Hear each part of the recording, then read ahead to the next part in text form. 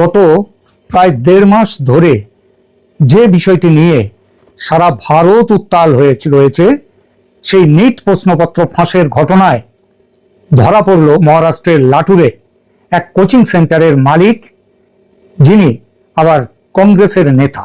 আসসালামু আলাইকুম প্রিয় দর্শক, অন্য মঞ্চের আলোচনায় আপনাদের সকলকে আমন্ত্রণ জানাচ্ছি। নমস্কার, ক্যালকাটা ডায়ালগস থেকে মনোজ দাস বলছি। আর আপনি যদি আমার এই চ্যানেলে নতুন হয়ে থাকেন তাহলে চ্যানেলটি সাবস্ক্রাইব করে পাশে থাকবেন। গত প্রায় 1.5 মাস ধরে যে বিষয়টি নিয়ে সারা ভারত উত্তাল রয়েছে সেই নিট প্রশ্নপত্র ফাঁসের ঘটনায় ধরা পড়ল মহারাষ্ট্রের লাটুরে এক কোচিং সেন্টারের মালিক, যিনি আবার কংগ্রেসের নেতা।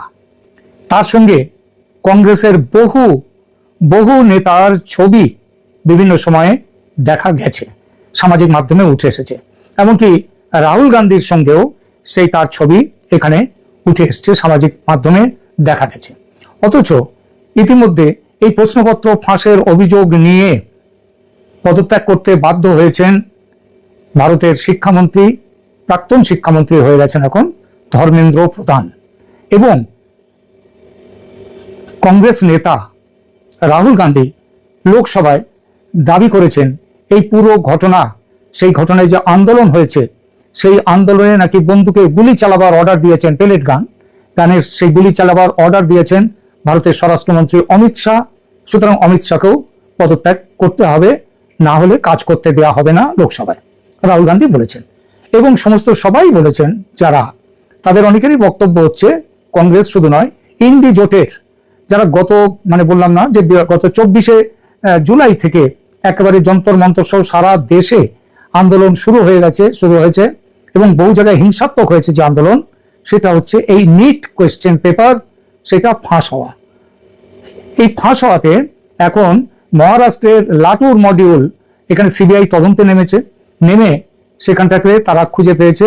অ্যাকচুয়ালি এটা পেয়েছে মহারাষ্ট্রের যে এসআইটি, তারা পেয়েছে এবং তারা কেস হ্যান্ড ওভার করে দিয়েছে সিবিআইকে। কারা ধরা পড়েছে? মহারাষ্ট্রের লাটুর মডিউল। এই লাটুর মডিউল এরা স্থানীয় কোচিং সেন্টার এবং শিক্ষকদের একটা চক্র সক্রিয় ছিল। এদের নামগুলো প্রথমে একবার বলে নিই, তারপরে দেখা যাবে যে এরা কিভাবে তাদের কাজকর্ম করত। যেমন যারা অভিযুক্তদের মধ্যে মূল অভিযুক্ত রয়েছে যারা অন্য ব্যক্তিরা, তাদের নাম হচ্ছে সঞ্জয় তুকারাম যাদব, লাটুরের জেলা পরিষদের প্রাথমিক বিদ্যালয়ের শিক্ষক এবং কোচিং সেন্টারের সাথে যুক্ত। জলিল খান উমর খান পাঠান, লাটুরের আরেকটি সরকারি স্কুলের প্রধান শিক্ষক, যিনি প্রাইভেট টিউশন ও কোচিং নেটওয়ার্কের সঙ্গে যুক্ত ছিলেন। গঙ্গাধর, ইনি কোচিং সেন্টারের সাথে সরাসরি যুক্ত পরিচালক। লিঙ্কম্যান, যিনি দিল্লি এবং অন্যান্য রাজ্যের চক্রের সঙ্গে সমন্বয় রেখে দিতেন। এছাড়া নাম পাওয়া গেছে আরো একজনের, তার নাম হচ্ছে শিবরাজ রঘুনাথ মোটেগাঁওকর। এর মধ্যে পরে জানা যাচ্ছে যে মোটেগাঁওকর এবং শেষে যার নামটা করলাম গঙ্গাধর, এরা দুজন হচ্ছে এই চক্রের কিংপিন। তদন্তের কি বেরিয়ে এসেছে এ পর্যন্ত? সিবিআই এর তদন্তে উঠে এসেছে যে লাটুর মডিউলটি এককভাবে কাজ করছিল না। এরা বিহার, ঝাড়খণ্ড এবং দিল্লির মতো অন্যান্য রাজ্যের প্রধান যে প্রশ্ন ফাঁস চক্র, তাদের সঙ্গে এদের সরাসরি যোগাযোগ ছিল। সিবিআই ভারতীয় ন্যায় সংহিতা, দণ্ডবিধি এবং দুর্নীতি প্রতিরোধ আইনের একাধিক ধারায় অভিযুক্তদের বিরুদ্ধে চার্জশিট পেশ করেছে ইতিমধ্যে। লাটুরের এই ঘটনাটি প্রমাণ করে যে নিট পরীক্ষায় অনিয়মের জাল শুধু একটি শহরের মধ্যে সীমাবদ্ধ ছিল না, বরং বিভিন্ন রাজ্যের কোচিং সেন্টার ও মধ্যস্থতাকারীদের একটা সুসংগঠিত সিন্ডিকেট, যেটা সারা ভারত জুড়ে ছিল, তারা এর পেছনে সক্রিয়ভাবে আছে। মহারাষ্ট্রের এখানে আরো উঠে এসেছে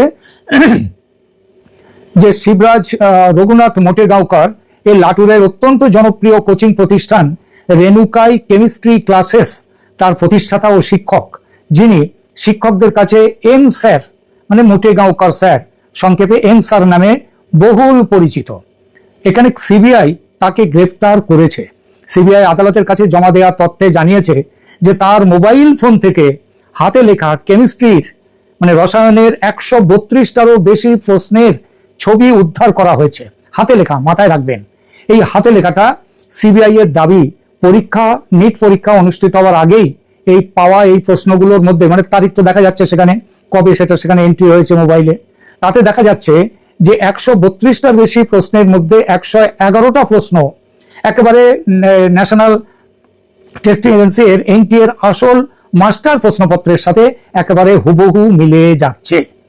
এবং সিবিআইয়ের অভিযোগ যে এই এনটিএ প্যানেলের প্রশ্নপত্র যারা প্রস্তুত করেছেন সেই দলের সদস্য পিভি কুলকার্নির কাছ থেকে চিকিৎসক একজন ডাক্তার মনোজ শিরুরে তার মধ্যস্থতায় প্রায় 5 লাখ টাকার বিনিময়ে এই প্রশ্নপত্রগুলো সংগ্রহ করেছিলেন মোটেগাঁওকর।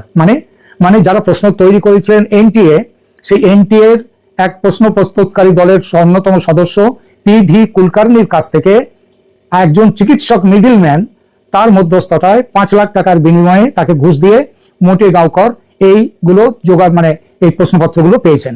এদের বিচার ফাস্ট ট্র্যাকে করা হবে বলে প্রধানমন্ত্রী নরেন্দ্র মোদী ইতিমধ্যে ঘোষণা করেছেন এবং ফাস্ট ট্র্যাক কোর্ট গঠন ইতিমধ্যে শুরু হয়ে গেছে। আর এদের অতি দ্রুত যাতে বিচার সম্পন্ন করে পুরো দলকে শাস্তি দেওয়া যায় সেই ব্যাপার হচ্ছে। এখন বর্তমানে আইনি স্থিতি এই ব্যাপারটা কোন জায়গায় দাঁড়িয়ে আছে? মামলাটি বর্তমানে দিল্লির বিশেষ সিবিআই আদালতে রাউজ এভিনিউ স্পেশাল সিবিআই কোর্ট সেখানে বিচারাধীন রয়েছে।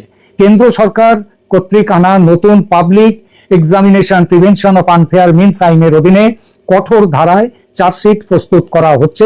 খুব শীঘ্রই সেটা পেশ করা হবে।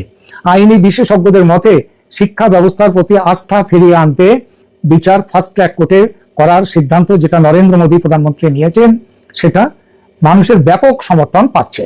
এইবার একটু ছোট্ট করে বলি, রাহুল গান্ধীর এই প্রশ্নপত্র ফাঁসের ঘটনায় রাহুল গান্ধীর কি প্রতিক্রিয়া দেখা যাচ্ছে।